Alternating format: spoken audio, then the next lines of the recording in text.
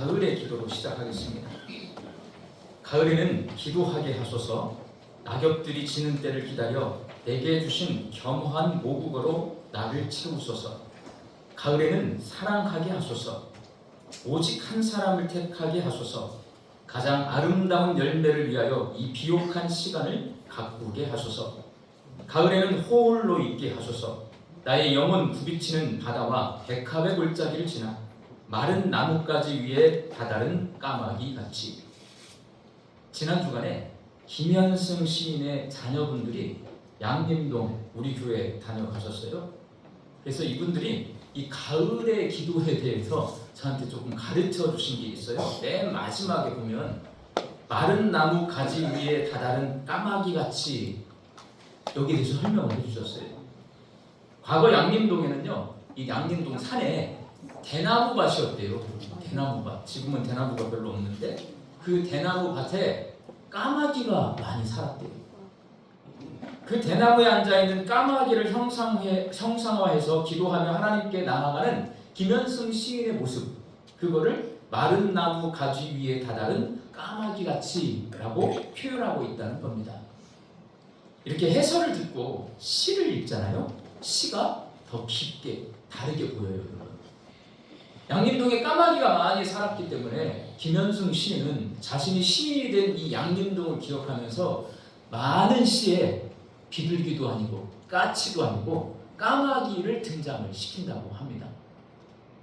김현승 시인의 큰아드님이신 김선배 목사님은 얼마 전에 돌아가신 정장윤 장로님이 우리 양림교회 고등부 회장을 하실 때에 김선배 목사님은 고등부 부회장을 하셨다고 말씀을 하셨어요. 나중에 미국으로 유학을 가셨다가 거기서 목회를 하게 되고, 그리고 미국 장로교회 한인 목회 총무를 조금 오래 하셨더라고요. 그러면서 저에게 이런 말씀을 해주셨습니다. 미국 장로교회가 파송한 선교사님들의 헌신 위에 세워진 한국 장로교회는 그 뿌리를 잊어서는 안 된다.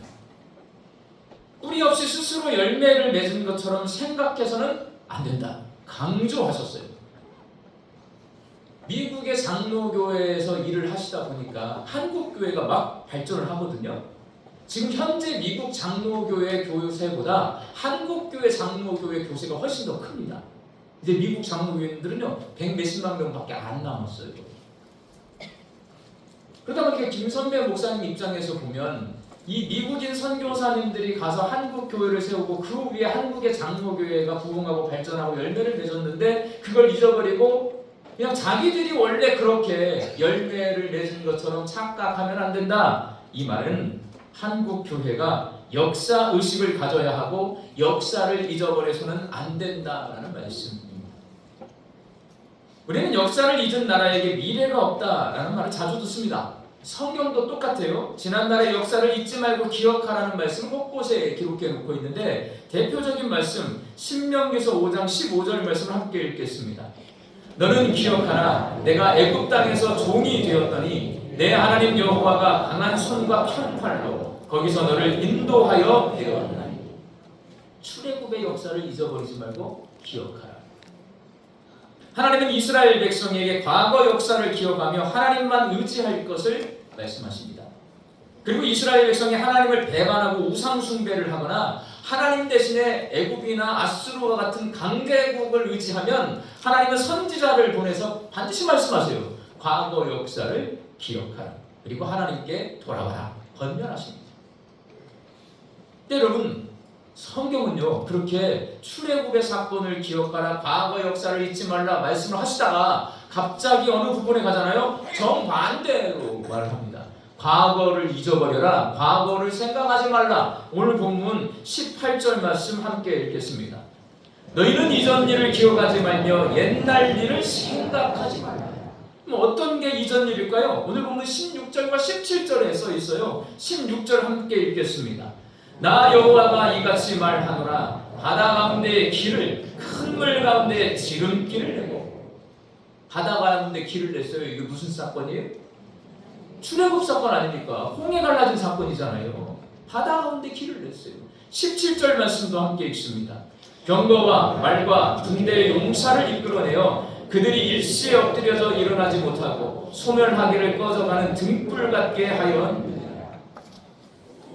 이 사건은 홍해 바다가 갈라졌을 때에 이스라엘 백성들이 지나갈 때 뒤에 누가 추격해 와요? 애굽의 군대가 추격해 와서 그 홍해 바다로 들어옵니다. 이스라엘 백성들이 다 건너가자 하나님이 어떻게 하셨어요? 바다를 다시 합하셨어요. 그래서 애굽의 군대가 거기 수장당하 있습니다. 그 사건 기록해 놓은 거예요. 여러분, 출애굽 사건 기억해야 됩니까? 잊어버려야 됩니까? 기억해야 돼요. 근데 오늘 본 말씀 기억하라고 합니까? 잊어버리라고 합니까? 잊어버리래요. 왜 그럴까요? 기억해야 될 사건, 그냥 상식적으로 봐도 기억해야 되고요. 성경 곳곳에서는 출애굽 사건을 기억하도록 하나님이 계속 선지자를 통해서 말씀을 하세요. 근데 오늘 말씀에서는 이사야 선지자를 통해서 출애굽의 사건, 과거의 일, 이전의 일 잊어버리라, 생각하지도 말라 말씀하십니다. 그 이유는 과연 뭘까요? 그 이유는 오늘 말씀을 읽어보면 알 수가 있는데요. 이스라엘 백성이 장차 하나님이 행하실 새 일에 집중하도록 하시기 위해서 그렇습니다. 하나님은 출애굽 사건보다 더 크고 놀라운 일을 행하실 계획을 가지고 계십니다. 그 계획이 뭐냐? 이스라엘 백성이 남유다예요. 남유다. 이사야 선지자가 남유다에서 활동을 했기 때문에 남유다가 망하는 거예요. 바벨론에게. 그리고 바벨론에게 포로로 백성들이 잡혀가는 거예요. 그리고 70년 후에 포로들이 다시 예루살렘으로 돌아오는 거예요. 이게 앞으로 하나님이 행할 일이고 이사야 선지자는 이 일을 남유다 백성에게 장차 이런 일이 일어날 것이다 예언하고 있는 겁니다. 근데 여러분, 출애굽 사건과 바벨론 포로 귀환 사건이거든요. 아직 일어나진 않았지만 바벨론 포로 귀환 사건을 비교해. 그럼 출애굽 사건이 크게 보일까요? 바벨론 포로 사건이 더 크게 보일까요? 출애굽 사건이 더 크게 보입니다. 왜냐하면 출애굽 사건은 애굽에서 이스라엘 백성들이 400년 동안 종살이를 했어요. 그런데 바벨론은 70년만 종살이를 하고 돌아옵니다. 400대 70, 수치로 따지면 출애굽 사건이 훨씬 크게 보입니다. 그리고 출애굽 사건은 홍해 바다가 갈라지는 기적을 이야기하잖아요. 그런데 여러분, 이사야 선지자가 오늘 말씀을 보면 예언을 하는데 뭐라고 하냐면, 내가 광야에 길을 내리라, 내가 사막의 강물을 흘러가게 하리라 라고 말해요. 여러분, 사막의 강물이 흘러가는 기적이 큰 기적일까요? 홍해 바다가 갈라지는 기적이 큰 기적일까요? 헷갈리죠? 근데 여러분, 여기 앉아 계신 분들, 많은 분들, 저랑 같이 학교 다니신 분들은 학교에서 배워요. 간헐천, 없던 냇가가 생기는 거예요. 사막지대는 원래 이 냇가가 없잖아요. 마른 지역인데. 근데 비가 와요. 그럼 어떻게 될 것 같아요? 물이 다 밑으로 스며들까요? 그렇지 않아요. 비가 많이 내리면 갑자기 없던 강물이 생겨납니다. 그걸 간헐천 와디라고 해요. 와디. 지금도 사막에 살고 있는 사람들은 비가 내리면 이 와디를 눈으로 목격합니다. 이 간헐천은 늘 있어 왔던 거예요. 그러니까 사막에 내가 강물을 내리라 하면 그거는 비만 내리면 생겨날 수 있는 강물이에요. 근데 홍해바다 갈라지는 건 있어요, 없어요? 없어요. 볼 수 없어요. 그래서 기적을 놓고 보면 홍해바다의 기적은 정말 놀랍고 신비로운 기적이고요. 사막에 강물이 나는 건 1년에 한두 차례 볼 수 있는 기적이에요. 홍해바다가 훨씬 큰 기적으로 보입니다. 그래서 이사야 선지자가 장차 바벨론 포로로 잡혀갔다가 다시 돌아오게 될 것이다 라고 말을 하지만, 그 예언이 출애굽의 역사를 기억하고 있는 이스라엘 백성들, 남유다 백성들의 귀에 크게 들리지 않아요. 과거의 큰 기적 때문에 바벨론에 관한 이사야 선지자의 예언이 작고 시시하게 들립니다. 그런 마음을 가지고 있으면 장차 하나님이 행하실 새 일을 알지 못해요. 관심이 없으니까. 새 일을 행하셔도 그것이 하나님이 행하신 일인지를 보지 못하게 됩니다. 장차 하나님이 행하실 새 일은 바벨론 제국이 망하게 되는 거예요. 그리고 이스라엘 백성들이 바벨론 포로에서 다시 돌아오게 되는 거예요. 이건 놀라운 일이거든요. 이사야 선지자 당시 국제 정세는 이렇습니다. 오늘날 초강대국 한 나라 있습니다. 어느 나라예요? 미국입니다. 미국은 경제력, 군사력으로 현재 지구상에 있는 모든 나라 중에 미국을 대적할 수 있는 나라는 단 한 나라도 없어요. 초강대국 미국. 이사야 선지자 당시 이 초강대국 아수르예요. 아수르가 가장 힘이 세요. 아무도 못 건드려. 근데 여러분 과거에 구소련이 있었어요. 소련이 붕괴가 되고 지금 러시아라고 하는 나라가 생겨났는데 구소련이 커요? 힘이 세요? 러시아가 더 힘이 세요? 소련이 훨씬 힘이 셉니다. 그 당시는 세계가 미국과 소련으로 이게 양분이 되어 있었어요. 소련이 미국을 대적할 만한 힘을 가지고 있었어요. 지금은 러시아는 우크라이나도 못 이겨요. 미국하고 상대가 안 될 것 같아요. 옛날 과거의 영광을 잃어버리고 쇠퇴해가는 나라가 러시아 아니겠습니까? 이사야 선지자 시대에 그런 나라가 어디냐? 애굽입니다. 이집트가 이사야 선지자 시대는 과거의 영광을 잃어버리고 힘을 점점 잃어가고 있어요. 요즘 미국과 대적할 만한 강대국이 하나 나오고 있어요. 어디예요? 중국입니다. 다 아시죠? 이사야 선지자 시대도 똑같아요, 여러분. 바벨론이라고 하는 나라가 아수르가 초강대국인데 점점 커지고 있어요. 아수르를 대적하려고 해요. 신은 강대국. 이게 이사야 선지자 시대의 세계 정세입니다. 그런 상황에서 남유다가 바벨론에게 망해서 백성들이 포로로 잡혀가고, 그리고 그로부터 70년 후에 그 바벨론이 또 망한다는 거예요. 70년 만에 나라가 바벨론이 흥왕했다가 또 망한다는 거예요. 그리고 이스라엘 백성들이 다시 고향으로 돌아온다는 이 이사야 선지자의 예언이 남유다 백성의 귀에 들리지 않습니다. 뭐 때문에요? 출애굽의 기적 때문에. 남유다 백성이 이사야 선지자의 예언을 집중해서 듣고 진중하게 들으려면 출애굽의 역사를 실제적으로는 기억을 해야 돼요. 과거에 하나님이 일으켜셨던 놀라운 역사를 기억해야 이 일도 일어날 것이다 우리가 기대를 하고 소망을 갖게 될 거잖아요. 그렇게 돼야 맞아요. 근데 문제가 있어요. 기억을 해야 되는데 출애굽의 역사를 일으킨 하나님의 역사하심, 하나님의 능력을 보는 게 아니라 남유다 백성들이 뭘 보냐? 홍해바다 갈라진 것, 10가지 재앙을 내리신 것, 그리고 애국 군대가 홍해바다에 수장된 이 기적만을 보는 거예요. 하나님이 행하신 일을 하나도 보지 않고 기적만 보니까 기적 대 기적, 400년, 70년, 홍해바다 강물, 이게 홍해바다가 훨씬 크게 보이니까 하나님이 행하신 일을 기억할 수가 없게 되고, 하나님이 행하신 일을 기억하지 못하게 되고 기적만 보니까 하나님이 행하신 일에 대한 소망을 갖지 않게 되는 겁니다. 이사야 선지자가 와서 아무리 예언을 해도 아무도 듣지 않아요. 그래서 하나님이 뭐라고 해요? 이사야 선지자를 통해서 너희는 이전 일을 기억하지 말며 옛날 일을 생각하지 말라라고 말씀하십니다. 여러분, 하이데커라고 하는 독일의 실존주의 철학자가 있습니다. 그가 이런 말을 했어요. 학문, 기술, 문화의 발달로 인해서 사람은 3가지를 잃어버린다. 첫 번째, 고향을 잃어버린다. 맞죠? 여러분 다 고향 떠나봤잖아요. 제가 알아요. 우리 양립교회 85% 이상은 다 촌에서 올라오셨어요. 광주 사람 아니야. 원래 광주 토백이 여기 별로 없어. 다 촌에서 장흥, 저기 막 목포, 신안 뭐 이런 데 많이 올라오시더라고요. 문화와 학문, 기술이 발달되잖아요. 사람에게서 고향을 잃어버리게 됩니다. 그리고 또 뭘 잃어버리냐? 그게 막 발달되잖아요. 자기 고유성을 잃어버려요. 우리 각자 사람은요, 자기 고유한 특징이 있어요.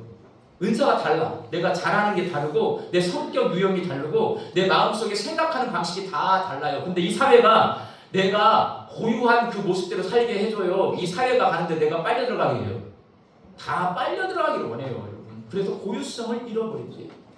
바쁘게 살다 보면 여러분 생각할 시간이 없어요. 텔레비전 보기 바쁘고, 유튜브 보기 바쁘고, 예배 드리기 바쁘고, 밥 먹고 살기 바쁘고 하다 보면 생각 안 해. 그냥 무조건 잠자고 일어나 살아요. 이게 자기 성찰이 사라진대요. 그러면 어떻게 되냐? 이제 하이데커가 이 말 때문에 유명해졌어요. 존재 망각. 내가 어떤 존재인지를 잊어버리고 산다는 거예요. 실존주의 철학자인 이 하이데커는 이 존재 망각이라고 하는 말을 사용해서 사람이 이렇게 기술이 발달하고 문화가 발달하면서 자신이 누구인지를 잊어버리고 산다라고 말을 해요. 근데 이 말은 제가 볼 때 저 철학과에서 이거 배웠거든요. 근데 목사를 하다 보니까 이 말은 포장이 되어 있어요. 실존주의 철학자들은 어떤 사람들이냐면 중세 교회가 타락한 모습을 비판하는 사람들이에요. 교회를 비판. 그래서 교회로부터 인간을 독립을 시켜요. 결국 교회로부터 사람을 독립시키는 것은 하나님으로부터 사람을 분리시키는 거예요. 근데 여러분 생각해 보세요. 사람을 누가 만들었어요? 하나님이 만들었어요. 그 하나님으로부터 사람을 끊어. 그리고 하나님이 창조하셨다는 것을 믿지 못하게 만들어요. 생각 아예 안 하게 만들어요. 그리고 사람을 생각해요. 그러면 사람이 어떤 존재인지 알 것 같아요? 모를 것 같아요? 알 것 같지만 답이 나오지 않습니다. 하나님은 하나님의 형상대로 하나님이 창조하신 피조물입니다. 이렇게 해야 우리 사람에 대해서 존재가 내가 어떤 존재인지를 명확하게 알 수 있는데, 실존주의 철학자들은 니체와 같은 경우는 신은 죽었다 하고 하나님을 분리시켜요. 그리고 사람에 대해서 존재 망각은 왜 오냐? 기술, 문화, 산업이 발전하면 사람이 존재 망각 현상이 온다라고 말을 하는데, 그렇지 않아요. 사람을 하나님께로부터 분리시키면 내가 어떤 존재인지를 알 수 없는 존재 망각 현상에 빠지는 거예요. 마찬가지 이스라엘의 역사를 하나님이 행하신 일과 우리가 너무나 좋아하는 기적, 하나님이 일하시는데 그건 빼. 그리고 기적만 바라보잖아요. 그러면 신앙의 존재 망각 현상이 일어납니다. 그러면 과거에 묶여있게 되어서 지금 하나님께서 내게 행하시는 일을 보지 못하게 되고 장차 하나님이 나를 통해서 일하시는 모습을 기대하지 않게 됩니다. 그런데 과거를 바라볼 때 하나님의 능력과 역사하심을 함께 바라봐요. 오늘도 우리의 삶 속에서 일하고 계시는 하나님을 바라볼 수 있으려면 과거의 내 삶 속에서 역사하셨던 그 하나님, 그걸 내가 바라볼 수 있어야 오늘 하나님이 또 일하고 계시는구나, 내일 하나님이 나와 함께 일하시겠지, 이렇게 기대할 수 있게 됩니다. 사랑하는 광주 양림교회 성도 여러분, 오늘 말씀을 통해 하나님께서 이전에 내 삶 속에서 어떻게 일을 하셨고 어떤 능력을 행하셨는지를 함께 생각해 보시기 바랍니다.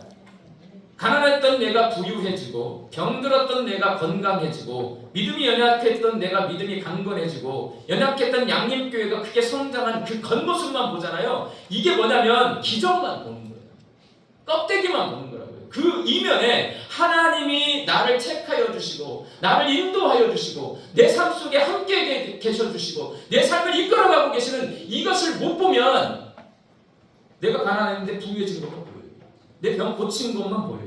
내 믿음이 성장한 것처럼만 보여요. 양립교회가 옛날에는 몇 명 안 모였는데 크게 부흥한 걸로만 보여요. 그러면 존재 망각 현상, 신앙의 존재 망각 현상이 일어납니다. 어떻게 일어난 줄 아세요?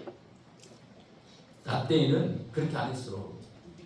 예전에는 우리 청년부 250명 모였어. 예전에는 우리 주일학교 600명 모였어. 나 때에는 이게 나 때는이라고 하는 꼰대 현상이 나타나는 거예요. 여러분. 존재 망각은 꼰대 현상으로 이어지게 되어 있어요. 과거에 매여서 오늘 하나님이 일하고 계시는 모습을 보지 못한다. 얼마 전에 우리나라 최초로 작가 한강 씨가 소년이 온다라는 소설책으로 노벨 문학상을 수상했어요. 이 소년이 온다는 내용이 뭐냐? 5.18 민주화 운동을 모티브로 하고 있습니다. 신군부 세력이 1980년 5월에 광주를 철저히 고립시켰습니다. 언론 통제, 광주로 통하는 모든 도로 차단했어요. 그래서 광주는 온전히 고립이 되었어요. 그리고 보도가 나간 건 뭐예요? 광주에서 국가 반란 사태가 일어났다. 이게 우리나라 국민들이 광주 5.18 민주화 운동에 대해서 첫 번째 들은 소식이라는 말이에요. 그럼 유언비어 기어가 퍼져요. 저는 그 유언비어를 실제로 확인했던 사람이에요. 북한군이 넘어왔다. 북한군의 성동에 광주 시민이 다 넘어가가지고 지금 폭동이 일어났다. 이 왜곡된 역사가 여러분 지금도 이어지고 있습니다. 여러분은 몰라요. 여기 사시니까. 제가 서울 살다 왔잖아요. 이게 얼마나 심각하게 왜곡이 되어 있는지 여러분 몰라요. 왜곡된 역사를 바로잡기 위해 광주 시민뿐만 아니라 정말 많은 사람이 집회와 시위를 통해서, 법정 소송을 통해서, 영화와 드라마와 같은 이 미디어를 통해서 노력했지만 서울에 살던 때를 지금도 생각을 해보면 여러분 그렇게 아무리 노력을 해도 제 눈에는 불가능하다. 저 사람들 생각 바꿔놓기 힘들겠다. 왜? 처음 그 선입견을, 그 부정적인 시간을 지금도 가지고 있어요. 그런데 여러분 작가 한강 씨가 소년이 온다라는 이 소설책 한 권으로 전 세계 사람에게 5.18 민주화 운동을 바르게 알리고 있는데, 이거는 그동안 우리가 그렇게 수십 년 동안 해온 일보다 훨씬 세게 한 방에 하고 있어요. 이 소설을 우리나라 국민 2사람 중에 1명은 읽겠다고 다 읽겠다는 거예요. 5.18 민주화 운동을 모티브로 하고 있어요. 지난주에 인도네시아에서 온 친구들이 5.18 민주화 공원을 한번 참배하고 싶다고 하더라고요. 이 소년이 온다의 주인공이 문제학인가요? 5.18 민주화 공원의 이 묘역에 14번에 묻혀 있어요. 제가 거기 가서 사진 찍고 가라고 했어요. 이 소년이 온다 때문에 인도네시아에서 온 사람들도 거기 가보고 싶어요. 저는 이 노벨 문학상 수상 소식을 들으면서 펜이 칼보다 강하다라는 말을 다시 한번 생각하게 됩니다. 여러분, 펜의 힘이 이 정도로 강한데 우리 하나님은 얼마나 강한 능력을 가지고 계실까요? 펜 하나로 세상을 이렇게 바꾸어 놓는데 우리 하나님은 얼마나 세상을 뒤집어 놓으실까요, 여러분?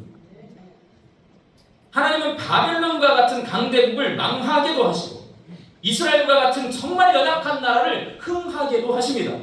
모세는 살인자입니다. 도망자입니다. 미디안 광야에 숨어 살았습니다. 그 모세를 민족의 지도자로 만드시기도 하시고요. 다윗은 들판에서 양치던 목동이었습니다. 그 목동을 이스라엘의 가장 위대한 왕으로도 세우시기도 합니다. 그게 누구냐? 우리 하나님이십니다. 근데 우리는 바벨론만 봐요.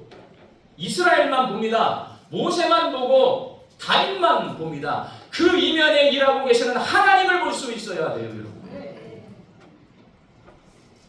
광주 양림교회는 120년의 역사를 가지고 있습니다. 그동안 양림교회를 통해 광주에 많은 교회가 생겨났고 헤아릴 수 없는 많은 사람이 구원받았습니다. 많은 기적이 일어났고 존경받고 본받을 만한 믿음의 선배도 굉장히 많습니다. 그러나 오늘 본문 말씀을 통해 하나님께서 우리에게 말씀하십니다. 너희는 이전 일을 기억하지 말며 옛날 일을 생각하지 말라. 과거 역사에 묶여있지 말고 지금 양림교회 위에 역사하시는 하나님의 능력을 바라보고 장차 양림교회를 통해 새 일을 행하실 하나님을 바라보라 말씀하십니다.